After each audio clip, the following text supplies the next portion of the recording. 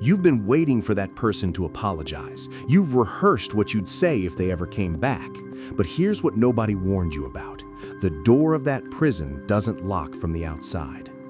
The one who hurt you has already moved on, and unforgiveness made sure you couldn't. Many Christians believe that forgiving someone means what they did was okay. If you've ever thought, "I'll forgive when they admit what they did," this is for you, brothers and sisters, because what feels like justice is actually a sentence, and you're the one serving it. This isn't just an emotional wound. Unforgiveness quietly cuts you off from the very mercy you're asking God to give you every single day. And what comes next may be the part nobody tells you. Why is this more serious than it seems? Jesus spoke about forgiveness with stunning seriousness.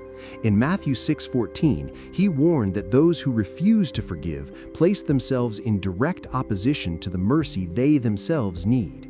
When you hold that cell door shut, you don't just carry bitterness, you carry a spiritual weight that affects your prayers, your peace, and your walk with God. Stay with me, because this changes everything.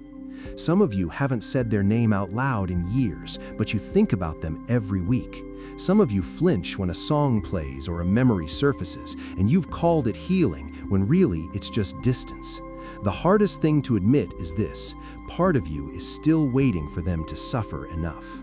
And that hidden desire for revenge creates fertile ground for the enemy, because a believer chained to the past cannot walk freely into the future God has prepared. Don't walk away yet. The hardest part is also the most freeing. Forgiveness is not pardon, it is release. Joseph had every reason to make his brothers pay. They betrayed him, sold him into slavery, and stole years of his life. Yet when he finally held power over them, he chose mercy instead of revenge. What his brothers meant for evil, God had used for good. Hear this, brothers and sisters. Ephesians 4:32 calls us to forgive one another just as God in Christ forgave us. Not because the other person earned it, but because you were bought at too high a price to remain in that cell. Today, choose to release the debt, not for them, but for the life Christ died to give you. Because carrying this any longer will cost you more than it already has. Forgiveness is a door, not a feeling. Brother, you don't wait until you feel like forgiving. You make the decision first, and God does the healing after.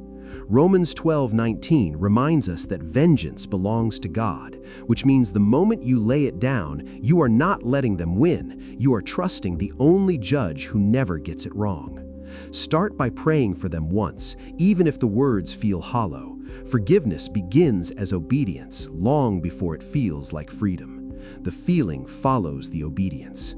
The decision is yours, and it may be the most courageous thing you do this year, because settling for bitterness will steal the peace that Jesus already won for you on the cross.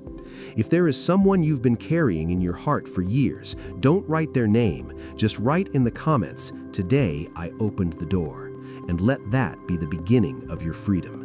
And if this message spoke to your heart, subscribe to The Burning Bush, because the bush is still burning and God is still speaking from it.